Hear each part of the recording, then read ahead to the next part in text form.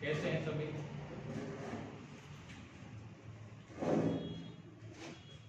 कल हमने आधुनिक भारत इतिहास को शुरू किया था, तो पहले हम उस पर एक दृश्य डाल लेते हैं कल हमने क्या क्या किया था।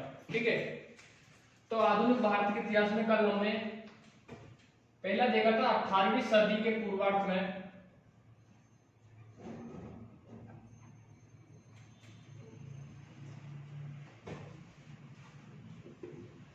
18वीं सदी के पूर्वार्ध में भारतीय राज्य देखे थे हमने। भारत किन किन राज्यों में बटा हुआ था। ठीक है, सर्वशक्तिशाली के रूप में मराठे बरकरार रहे थे। ठीक है, उसके बाद हमने देखा था कर्नाटक युद्ध देखे थे, तीनों युद्ध। कर्नाटक युद्ध देखे थे हमने। ठीक है, और कर्नाटक युद्ध में हमने क्या क्या देखा था? 1746 में अडियार का युद्ध देखा था, या सेंट रोमे का युद्ध।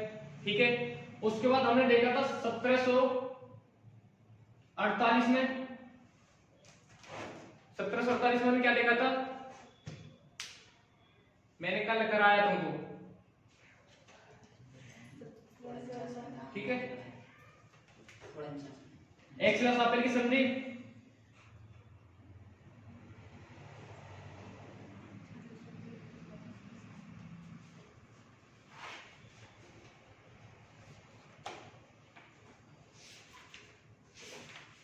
सत्रह सौ 49 में अंबूर की लड़ाई।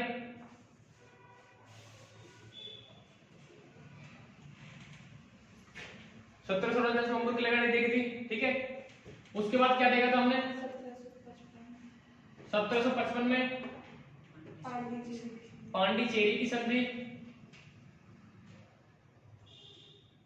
ठीक है, उसके बाद 1760 में हमने देखा था वांडीवास की लड़ाई।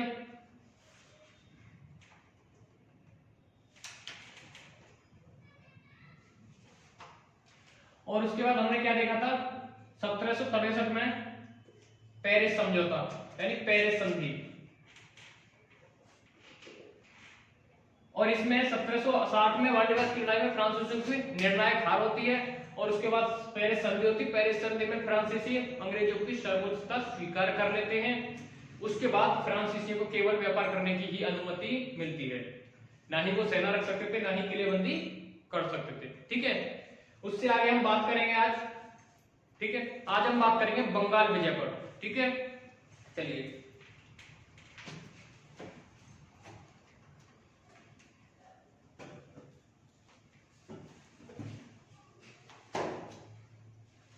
साथ ही साथ लिखते चलोगे तो तुम्हारे फैक्ट भी तैयार होते रहेंगे ऑब्जेक्टिव के लिए। ठीक है, और हमेशा कभी भी पढ़ो तो लिंकिंग करके पढ़ोगे तो बहुत ही बेहतर रहेगा। ठीक है ना। चलिए आज हम बात करेंगे बंगाल विजय पर।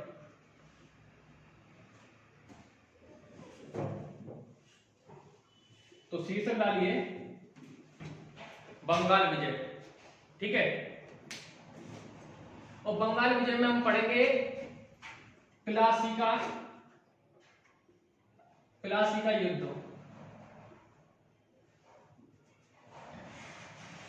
1757, यानी अगर पूरी डेट लोगे तो 23 जून 1757 प्लासी की लड़ाई हुई थी, 23 जून 1757 में। ठीक है, किन किन के बीच हुई थी? ईस्ट इंडिया कंपनी और बंगाल के नवाब सिराजुद्दौला।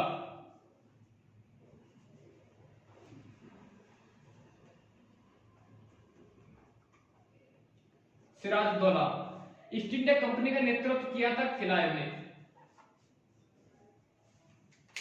ठीक है, ईस्ट इंडिया कंपनी और सिराजुद्दौला के बीच हुई थी। इसमें प्लासी का युद्ध खिलाय और सिराजुद्दौला के बीच हुआ 23 जून 1757 में। लेकिन इसकी भी पृष्ठभूमि है कि यानी युद्ध को कैसे है, ये युद्ध तक हम कैसे पहुंचे, उसके बारे में थोड़ा सा कारण भी जानेंगे कि कारण क्या क्या कारण रहे थे। तो सबसे पहला कारण तो वही है, हम पढ़ते आ रहे हैं कि अंग्रेजों की महत्वाकांक्षा उधर रहेगी, नवाब की महत्वाकांक्षा रहेगी। दूसरा कारण क्या रहेगा? यहाँ पर क्या होता है कि 1717 में मुगल आदेश हो जाता है। एक मुगल आदेश होता है 1717 में कि जो अंग्रेज अधिकारी है, यानी जो कंपनी है, कंपनी को टैक्स फ्री की सुविधा दी जाती है, ठीक है, यानी फ्री पास की सुविधा दी जाती है कि उन्हें कोई भी टैक्स नहीं दिया जाएगा।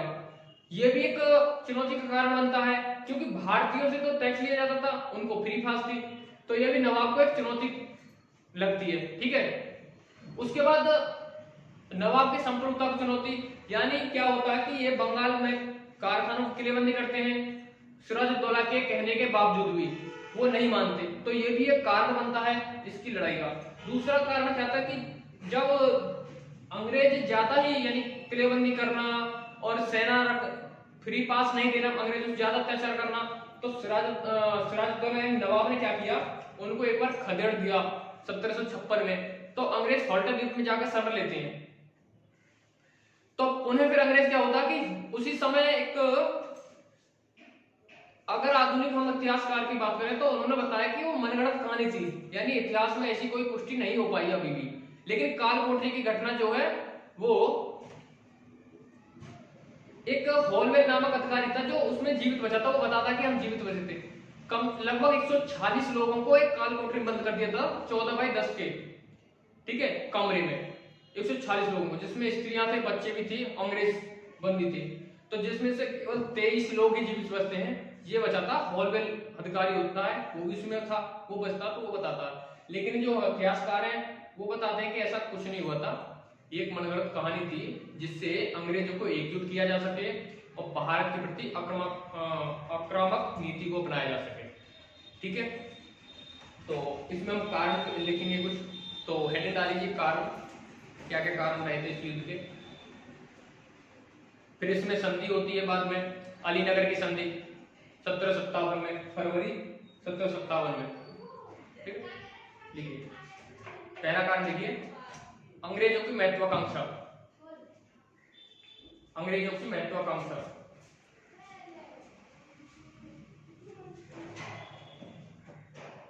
इसमें लिखिए द्वितीय कर्नाटक युद्ध में, द्वितीय कर्नाटक युद्ध में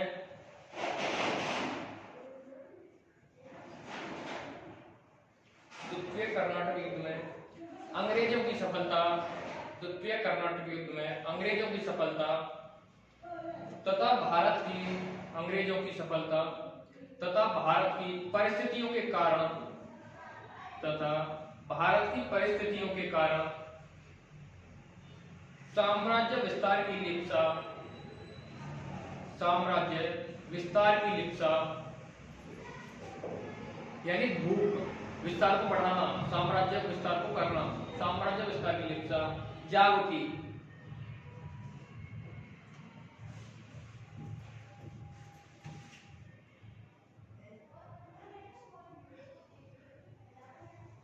जैसे ही बंगाल में सत्ता को लेकर, जैसे ही बंगाल में सत्ता को लेकर संघर्ष प्रारंभ हुआ, जैसे ही बंगाल में सत्ता को लेकर संघर्ष प्रारंभ हुआ, अंग्रेजों ने हस्तक्षेप करना, अंग्रेजों ने हस्तक्षेप करने का निर्णय लिया। भारत में राष्ट्रीय चेतना का अभाव था, ये अंग्रेजों को अभाव हो गया था इस बात का।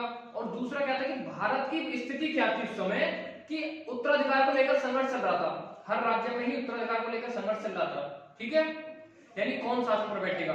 तो सिराजुद्दौला के समय भी संघर्ष चल रहा था, सिराजुद्दौला और घसीटी बेगम, इनके बीच में सत्ता को लेकर संघर्ष था। यहाँ पर अंग्रेज क्या करते हैं, घसीटी बेगम का साथ देते हैं, तो इस बात से भी सिराजुद्दौला नाराज होता है, ठीक है, ये भी एक कारण बनता है।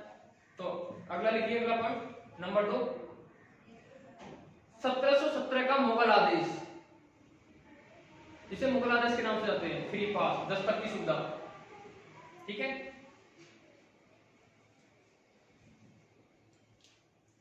मुगल आदेश या फरमान लिखिए।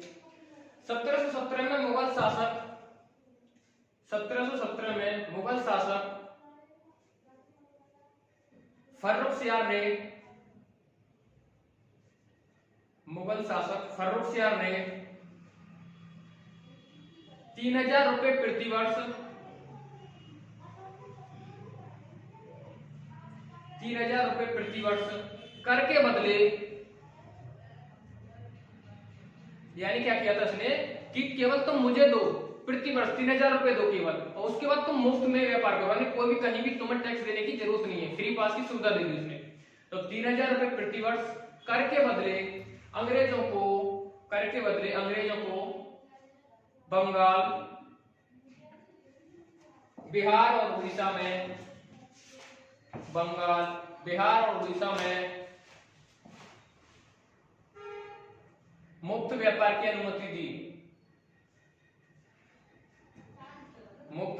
अनुमति दी। इसी में देखो, कंपनी के कर्मचारी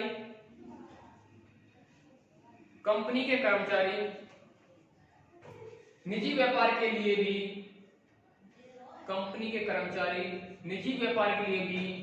इसका दुरुपयोग करने लगे।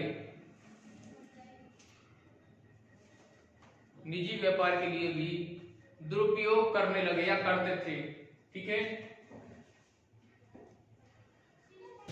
बंगाल के नवाब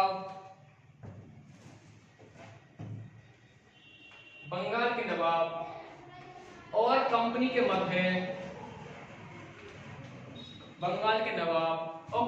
मध्य इस मुद्दे को लेकर भी तनाव जारी था। ठीक है। यानी अंग्रेजों के लिए तो फ्री पास की सुविधा थी और भारतीयों पर टैक्स लगता था। ठीक है। नेक्स्ट पॉइंट देखिए, ईस्ट इंडिया कंपनी के द्वारा नवाब की संप्रभुता को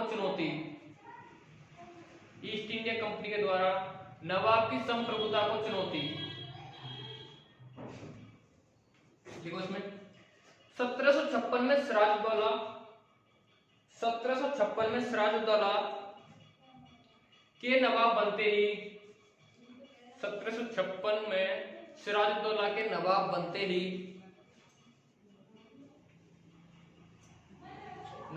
ही सत्ता को लेकर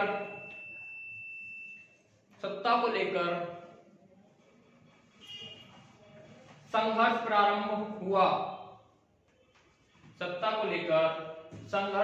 हुआ। शौकतगंज घसीटी बेगम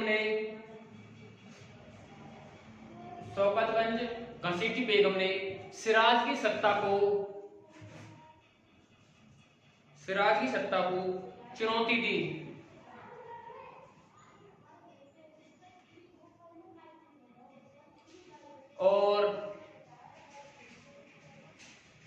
और अंग्रेजों ने विरोधियों का संरक्षण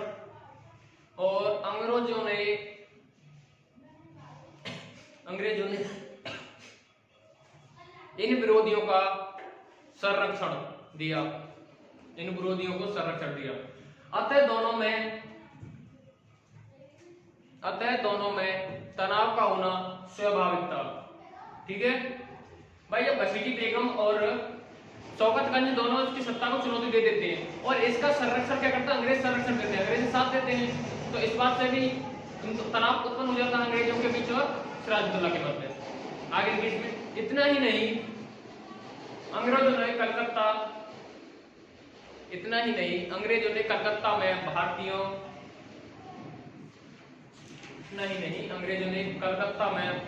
वस्तुओं पर कर लगाया।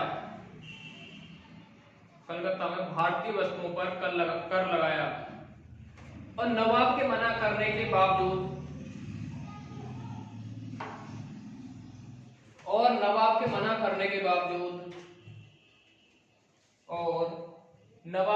करने के बावजूद किलेबंदी की, कलकत्ता की किलेबंदी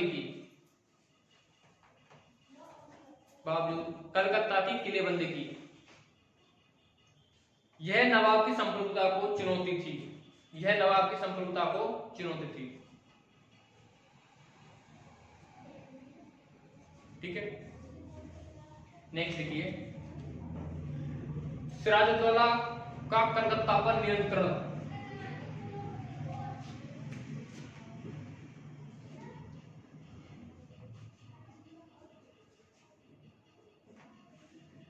सिराजुद्दौला का कलकत्ता पर नियंत्रण।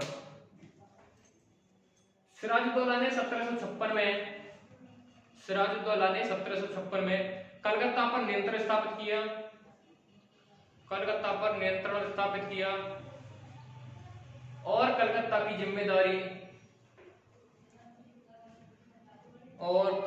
जिम्मेदारी मानिकचंद अधिकारी को सौंपी, और कलकत्ता की जिम्मेदारी मानिकचंद अधिकारी को सौंपी। ठीक है,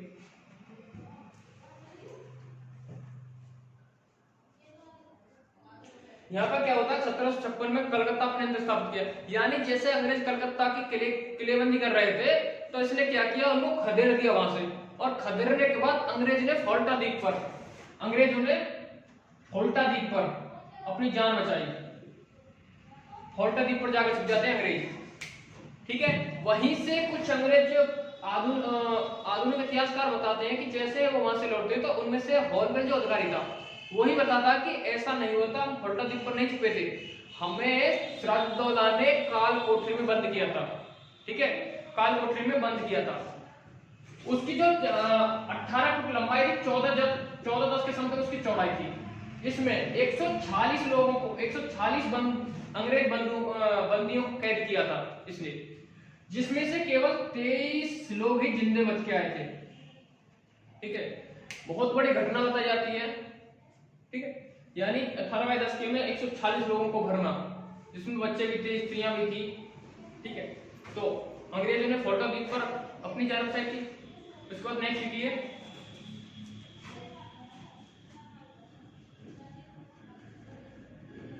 और यहीं पे 1756 में क्या करता है, जो नवाब है यानी सिराजुद्दौला, कलकत्ता का नाम बदलकर अलीनगर कर देता है। लिख लीजिए, कलकत्ता का नाम बदलकर, नवाब द्वारा कलकत्ता का नाम बदलकर अलीनगर कर दिया गया, अलीनगर कर दिया गया।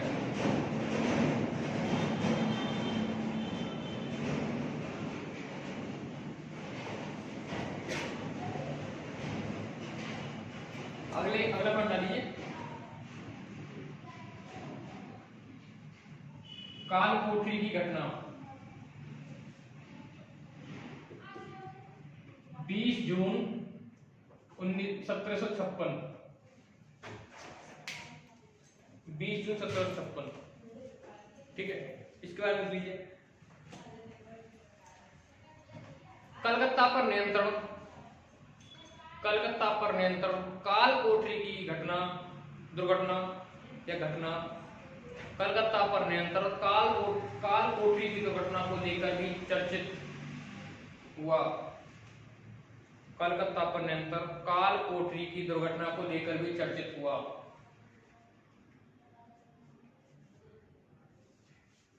हॉलवेल नामक ब्रिटिश अधिकारी ने, हॉलवेल नामक ब्रिटिश अधिकारी ने इस दुर्घटना के लिए नवाब को जिम्मेदार ठहराया, इस दुर्घटना के लिए नवाब को जिम्मेदार ठहराया, नवाब को जिम्मेदार ठहराया। आधुनिक स्रोतों में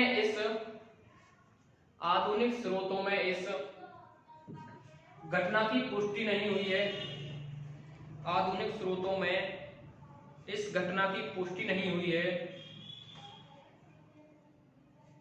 तात्कालिक तौर पर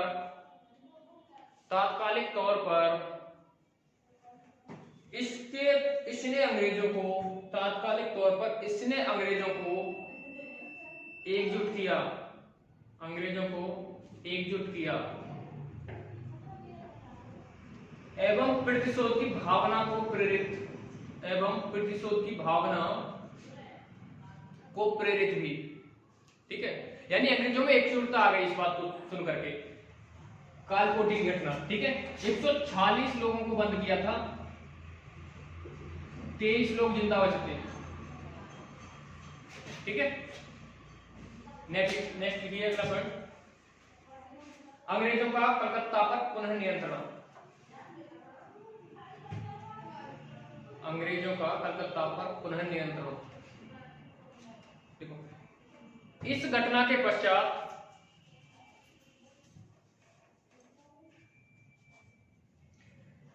इस घटना के पश्चात क्लाइव एवं वाटसन के नेतृत्व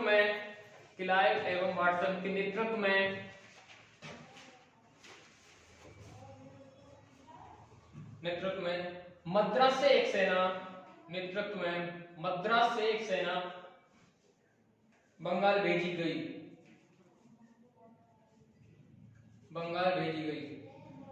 मानिकचंद को पैसे देकर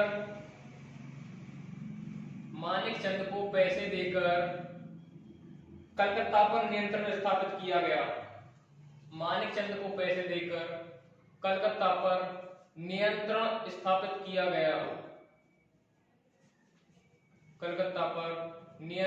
स्थापित किया गया। और नवाब ने अलीनगर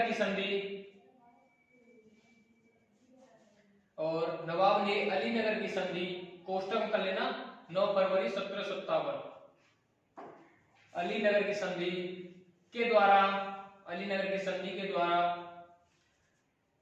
कलकत्ता पर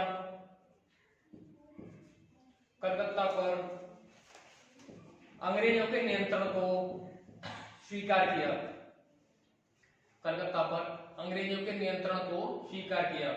तथा किलेबंदी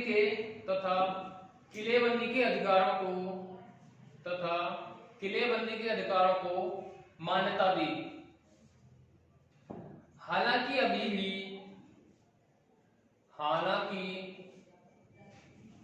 भी यह निर्णय नहीं हो पाया कि बंगाल में सर्वश्रेष्ठ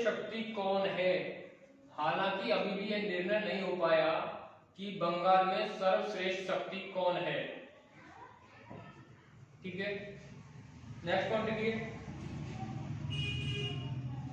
नेक्स्ट हेडिंग है अंग्रेजों नवाब के विरुद्ध षड्यंत्र।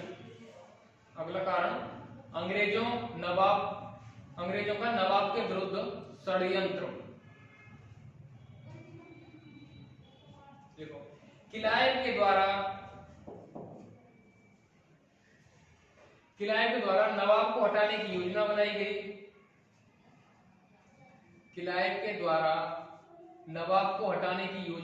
गई। इस षड्यंत्र में मीर जाफर, खादिम खान, राय दुर्लभ,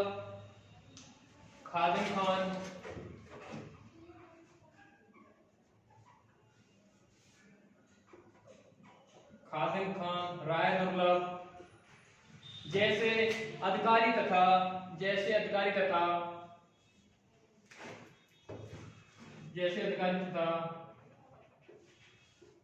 जगत सेठ अमीचंद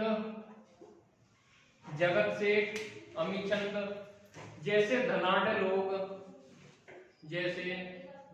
लोग भी शामिल थे। इसी पृष्ठभूमि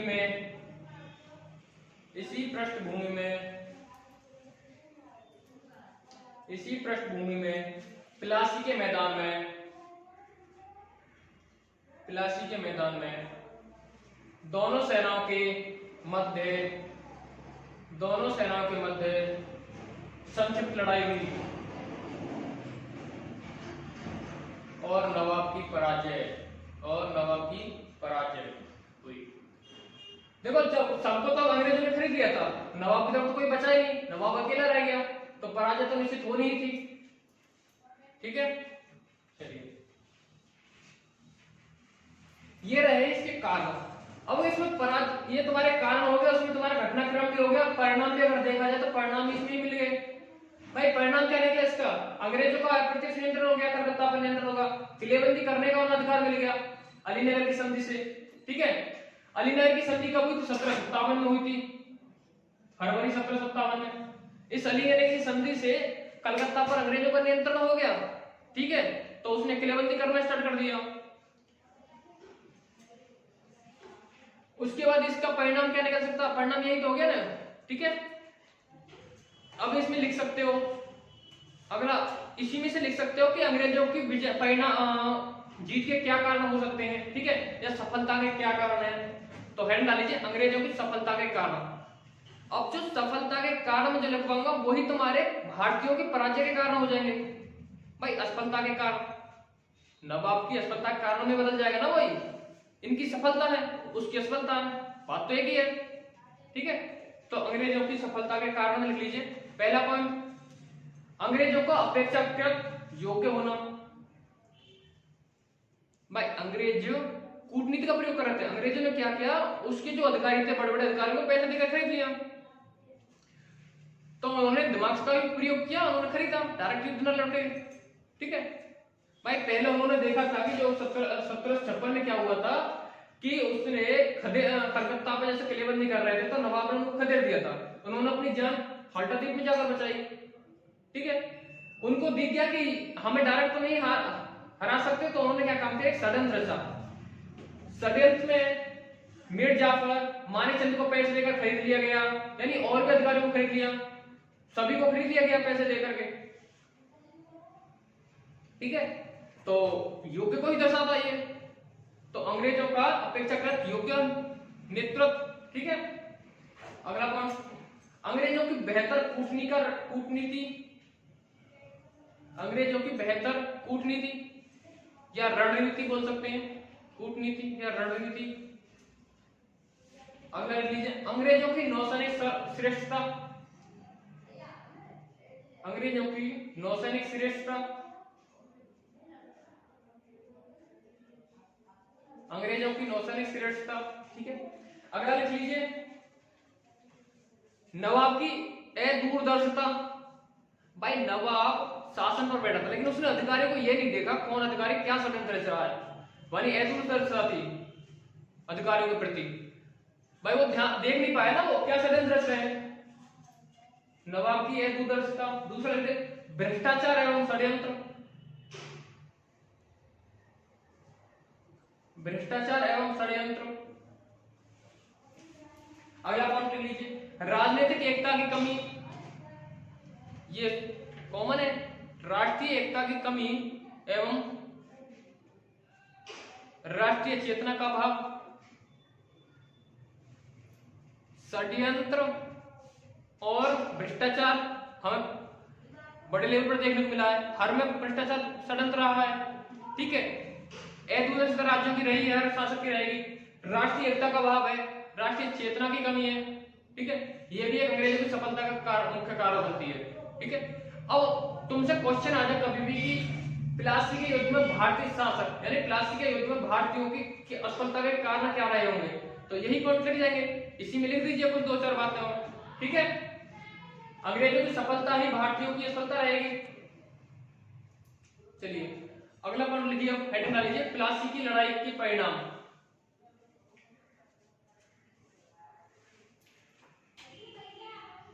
भाई क्या क्या परिणाम ले सकते हैं, आर्थिक परिणाम हो सकता है, राजनीतिक परिणाम हो सकता है, ठीक है। हर युद्ध में जो मैं कर्नाटक युद्ध लिखवाया, कर्नाटक युद्ध में तुम इस परिणाम को डाल सकते हो। भाई की पॉइंट चाहिए तुमको, परिणाम तो वही रहेंगे, हार जीत वही परिणाम होता है, क्या होता है प्रत्यक्ष नियंत्रण, प्रत्यक्ष नियंत्रण, ठीक है। चलिए परिणाम लिख लीजिए, पहला पॉइंट लिखिए आर्थिक परिणाम, परिणाम में आर्थिक परिणाम,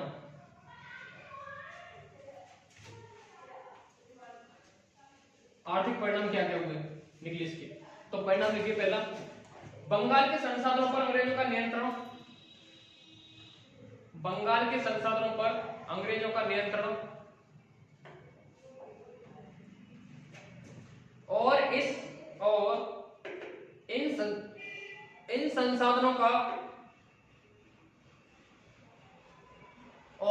इन संसाधनों का प्रयोग भारतीय उपकरण, इन संसाधनों का प्रयोग भारतीय उपकरण उत्पादकों को खरीदने तथा साम्राज्य विस्तार में किया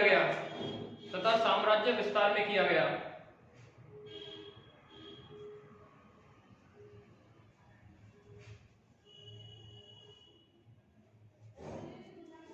अगला पॉइंट कंपनी के कर्मचारियों को कंपनी के कर्मचारियों को भी 10 तक की सुविधा दी गई। यानी मैंने बताया था ना फ्री पास दे दिया गया, 10 तक की भी सुविधा दी गई कर्मचारियों को भी।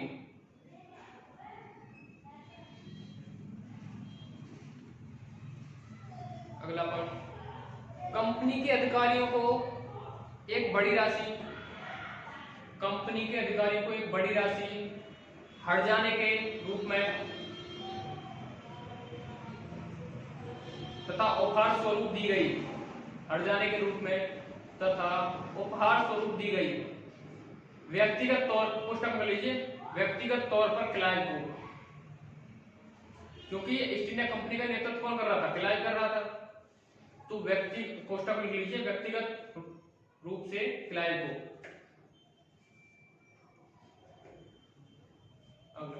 कंपनी को 24 परगना की जिम्मेदारी दी गई, कंपनी को 24 परगना की जिम्मेदारी दी गई, जमींदारी दी गई, कंपनी को 24 परगना की जमींदारी दी गई।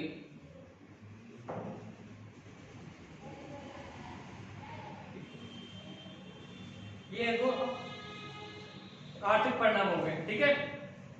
अब लिख लीजिए राजनीतिक परिणाम।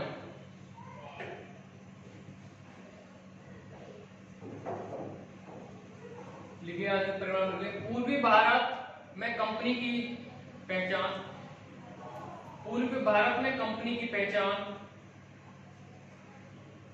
पूर्वी भारत में कंपनी की पहचान राजनीतिक शक्ति के रूप में स्थापित हुई, राजनीतिक शक्ति के रूप में स्थापित हुई।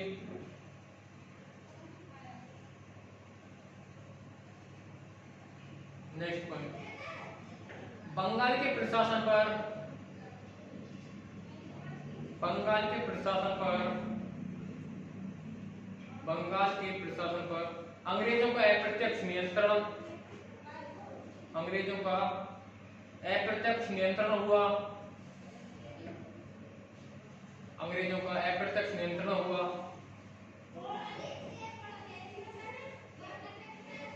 जैसे क्वेश्चन लिख लीजिए, जैसे प्लासी की लड़ाई के बाद, प्लासी की लड़ाई के बाद अंग्रेजों ने मीर जाफर को नवाब बनाया,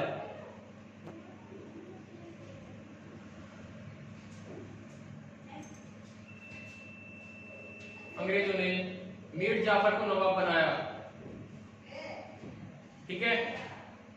यानी राज शासक कौन बना दिया? मीर जाफर को बना दिया गया, लेकिन नियंत्रण किसका था? अंग्रेजों का नियंत्रण था। नाम मात्र का शासक था, सब कुछ अंग्रेजों के दिशा निर्देश पर कर रहा था, एक कठपुतली की तरह बनकर रह गया था वो, ठीक है। डायरेक्ट इसलिए नहीं बनना चाहते थे अंग्रेज की और भी जो यूरोपीय कंपनी वो कभी विद्रोह ना कर दें, ठीक है। चलिए आगे लिखिए नेक्स्ट पॉइंट, कंपनी की महत्वाकांक्षा बढ़ी। नेक्स्ट पॉइंट है कंपनी की महत्वाकांक्षा बढ़ी, कंपनी की महत्वाकांक्षा बढ़ी तथा तृतीय कर्नाटक युद्ध में, तथा तृतीय कर्नाटक युद्ध में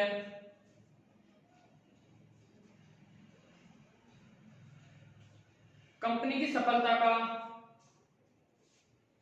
कंपनी की सफलता का एक महत्वपूर्ण कारण,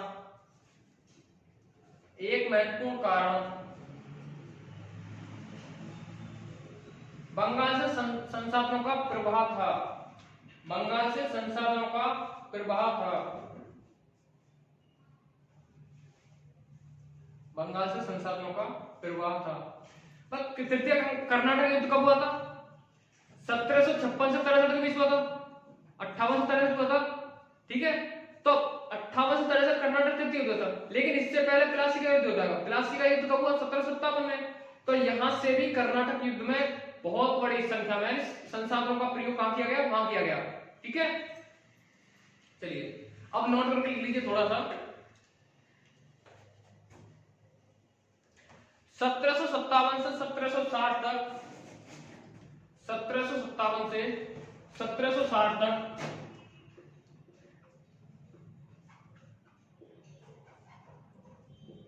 1760 तक मीर जाफर नवाब के पद पर रहा, मीर जाफर नवाब के पद पर रहा तथा 1760 में, तथा 1760 में मीर जाफर को पद से हटाकर तथा 1760 में मीर जाफर को पद से हटाकर मीर कासिम को नवाब बनाया गया। मीर कासिम को नवाब बनाया गया। मीर कासिम ने अंग्रेजों को चटगांव,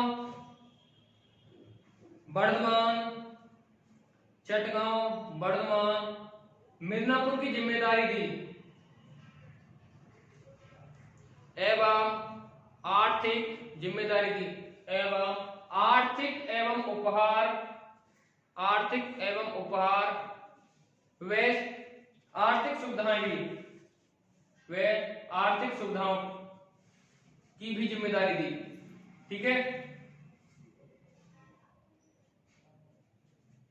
यानी 1760 में कैसे नवाब बना दिया गया मीर कासिम को। ठीक है, तो बंगाल पर क्या हुआ, बंगाल पर अंग्रेजों का एक तक नियंत्रण हो गया। अब बंगाल का एक तक नियंत्रण हो गया तो उनकी और महत्वाकांक्षा बढ़ी। जो कर्नाटक का तृतीय जो युद्ध होता है उसमें इसका बहुत बड़ा रोल होता है। ठीक है, चलिए उसके बाद अब हम पढ़ेंगे बंगाल विजय होने के बाद अब पढ़िए बक्सर का युद्ध। प्लासी का युद्ध के बाद है बक्सर का युद्ध।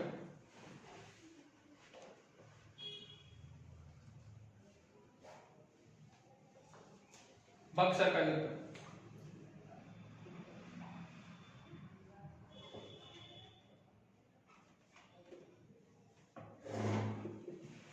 बक्सर का युद्ध कब हुआ था? 1764 में हुआ था।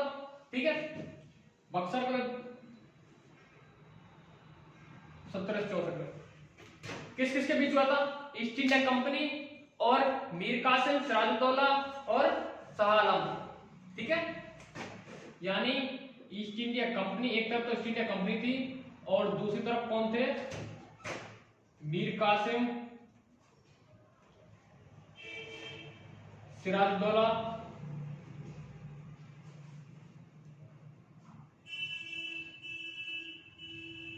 शाह आलम।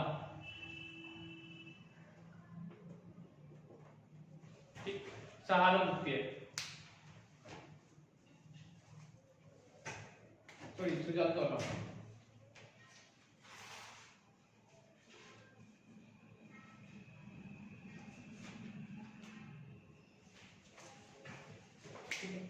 तीन के मध्य हुआ था। ये तीनों हार जाते हैं और ईस्ट इंडिया कंपनी की विजय होती है। ठीक है, और इसका नेतृत्व कौन कर रहा था? Hector Monroe. इसका जो नेतृत्व किया था हेक्टर मोनरो ने।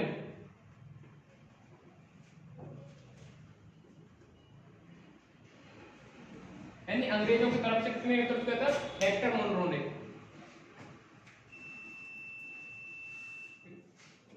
अब कारण क्या रहे? कारण, पहला कारण हो जाएगा अंग्रेजों की महत्वाकांक्षा। ठीक है, मीर कासिम की महत्वाकांक्षा। और अगला कार्य क्या रहेगा? मीर कासिम को जब उन्होंने अंग्रेजों ने नवाब बना दिया था बंगाल पर, तो फिर मीर कासिम ने इसके विरुद्ध क्यों षड्यंत्र रचा, इसके विरुद्ध क्यों खड़ा हुआ? तो कुछ ना कुछ उसकी महत्वाकांक्षा खुद की रही होगी। यानी मीर कासिम कुछ कार्य कर रहा होगा अपनी मर्जी से जो अंग्रेजों को अच्छे नहीं लग रहे थे, तो अंग्रेजों ने भी इसके विरुद्ध षड्यंत्र रचा, इसे भी पद से वो हटा देते हैं फिर से।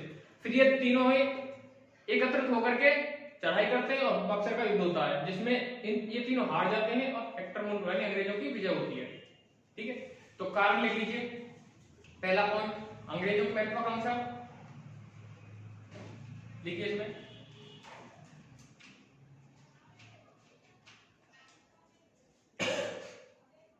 प्लासी के युद्ध तथा कर्नाटक तृतीय युद्ध में सफलता, कर्नाटक तृतीय युद्ध में सफलता के बाद, कर्नाटक तृतीय युद्ध में सफलता के बाद अंग्रेजों की महत्वाकांक्षा बढ़ी,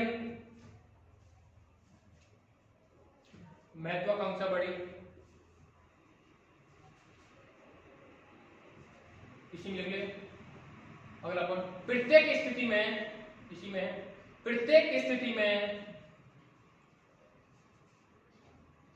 अंग्रेज बंगाल पर पीड़ित स्थिति में अंग्रेज बंगाल पर नियंत्रण को सशक्त बनाए रखना चाहते थे, ठीक है। अगला पॉइंट ले लीजिए, मीर कासिम की महत्वाकांक्षा। दूसरा कारण मीर कासिम की महत्वाकांक्षा।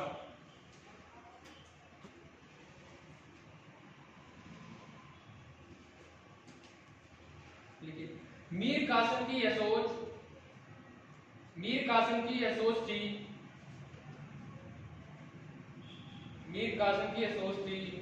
कि अंग्रेजों के साथ में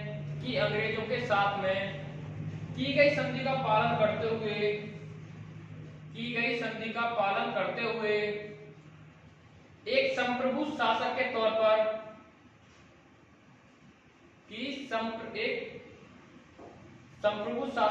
पर शासन करना है। यानी उसने संधि की थी कि मैं अंग्रेजों के साथ जो संधि की थी, उसने क्या सोचा कि मैं एक संप्रभु के तौर पर शासन करूंगा, यानी किसी के गुलाम के तहत नहीं शासन करना है। अतः दोनों की महत्वाकांक्षा युद्ध का महत्वपूर्ण कारण बनी। दोनों की महत्वाकांक्षा युद्ध का महत्वपूर्ण कारण बनी। तीसरा पॉइंट लीजिए, कारण में मीर कासिम के कार्य।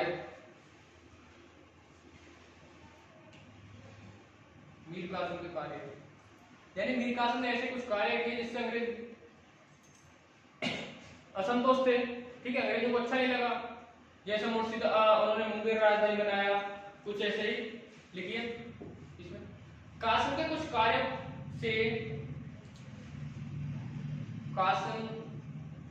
कार्यों से अंग्रेजों का चिंतित होना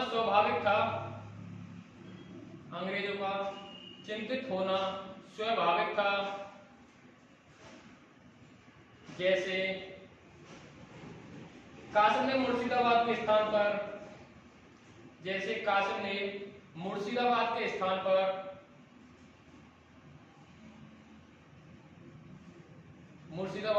पर मुंगेर को राजधानी बनाया।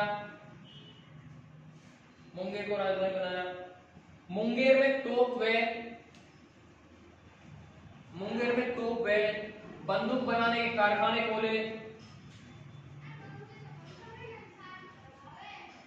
बंदूक के कारखाने खोले और बंगाल की आर्थिक स्थिति को सुधारने के लिए कुछ उपाय भी किए।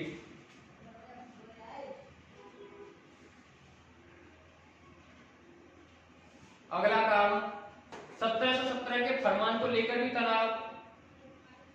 1717 के फरमान को लेकर भी तनाव। 1717 के फरमान को लेकर भी तनाव।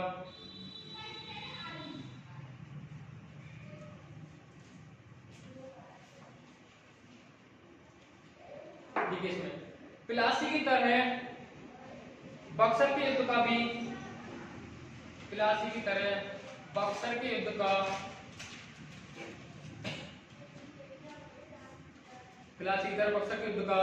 भी एक महत्वपूर्ण कारण था।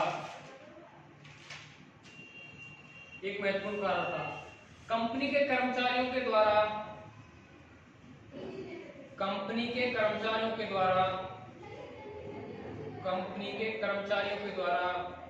अवैध तरीके से भारतीय व्यापारियों को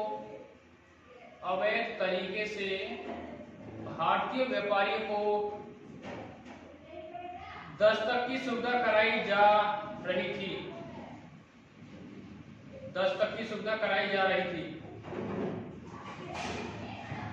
इससे नवाब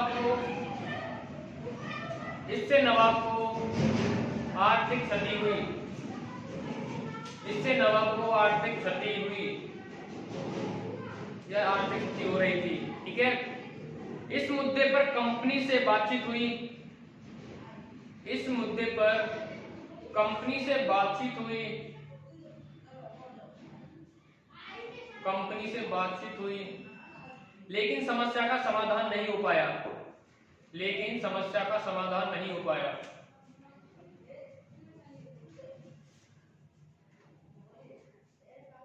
नेक्स्ट लाइन से देखो, अंततः मीर कासिम ने भारतीय व्यापारियों को भी, अंततः मीर कासिम ने भारतीय व्यापारियों को भी कर मुक्त व्यापार की छूट प्रदान की, भारतीय व्यापारियों को भी कर मुक्त व्यापार की छूट प्रदान की। कासिम के इस निर्णय का अंग्रेजों ने विरोध किया और इसी के साथ 1763 में कंपनी और कासिम के मध्य संघर्ष की शुरुआत हुई। 1763 में कंपनी और कासिम के मध्य संघर्ष की शुरुआत हुई, ठीक है। और 1763 में मीर कासिम को नवाब से हटाकर मीर जाफर को पुनः नवाब बना दिया जाता है, ठीक है। 1763 में फिर मीर जाफर पुनः नवाब बना दिए गए। इस बात से भी आघात हुआ मीर कासिम, और इसने शुजाउद्दौला और शाह आलम से मिलकर के बक्सर का युद्ध लड़ा 1764 में, ठीक है। अब लिख लीजिए युद्ध के पश्चात की गई संधियां, यानी बक्सर के बाद कुछ महत्वपूर्ण संधियां की गई, लिख लीजिए उन्हें।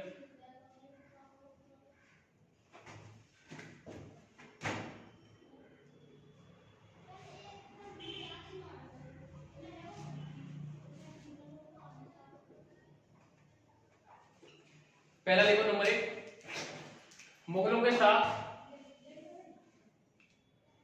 साथ इलाहाबाद की संधि 1765 में हुई थी। मुगलों के साथ इलाहाबाद की संधि 1765 में।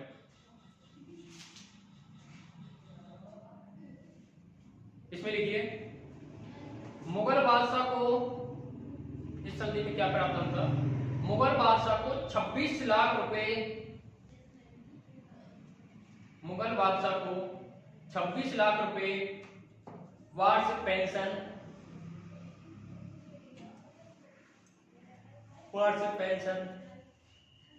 तथा कोरा एवं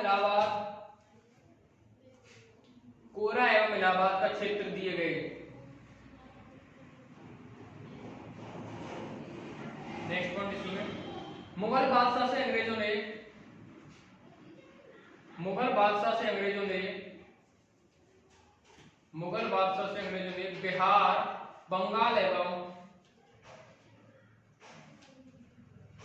बिहार, बंगाल एवं उड़ीसा के दीवानी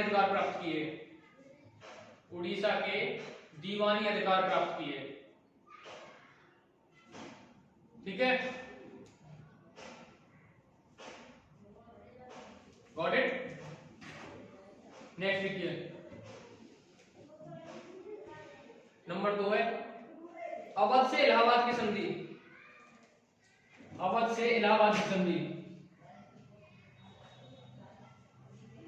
अवध से की गई थी, ये भी 1765 में।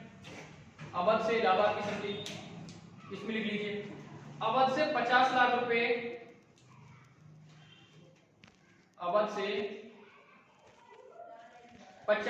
रुपए, यानी शाहउद्दौला कहां का शासक था? अवध का। मुगल बादशाह शाह आलम द्वितीय मुगल बादशाह थे, ठीक है। देखिए अवध से 50 लाख रुपए हट जाने के रूप में ली गई। अवध से 50 लाख रुपए हट जाने के रूप में ली गई तथा कड़ा एवं इलाहाबाद का क्षेत्र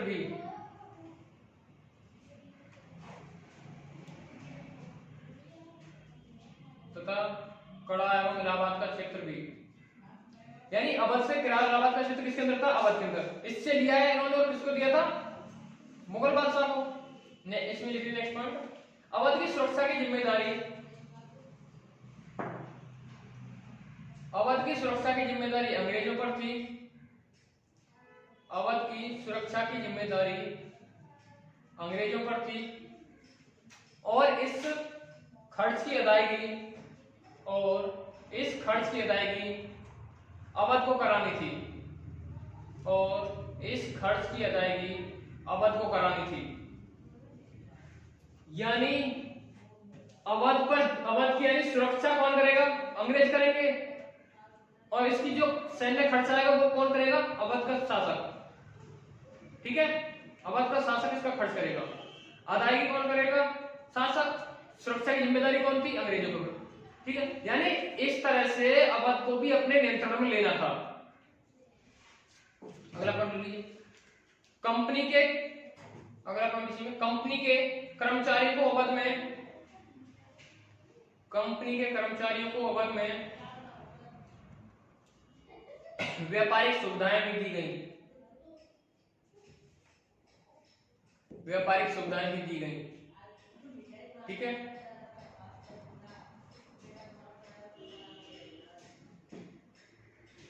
अब लिखिए नंबर 3,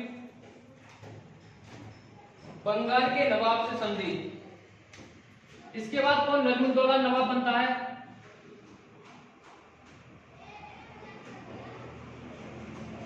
मीर जाफर के बाद नजमुद्दौला।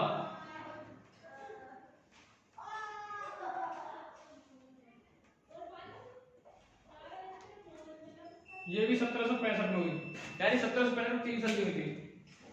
बंगाल के नवाब नजमुद्दौला से संधि, इसमें लिख लीजिए। बंगाल में सैनिकों की संख्या में, बंगाल में सैनिकों की संख्या में कटौती की गई। बंगाल में सैनिकों की संख्या में कटौती की गई तथा बंगाल का प्रशासन, नायक सूबेदार की सलाह पर संचालित होगा। यानी संधि में क्या था कि जो बंगाल का जो प्रशासन है वो नायक और सूबेदारों की सलाह पर होगा।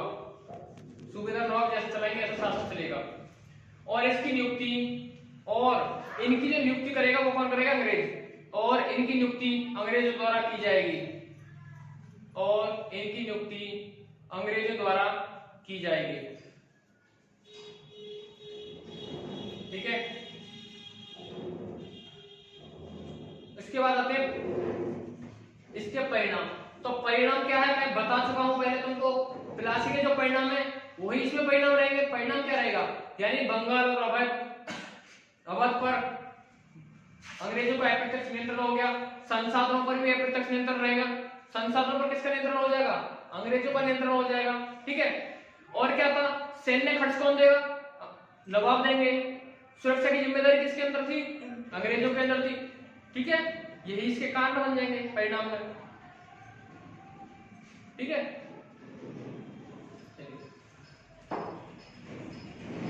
समझ में आया?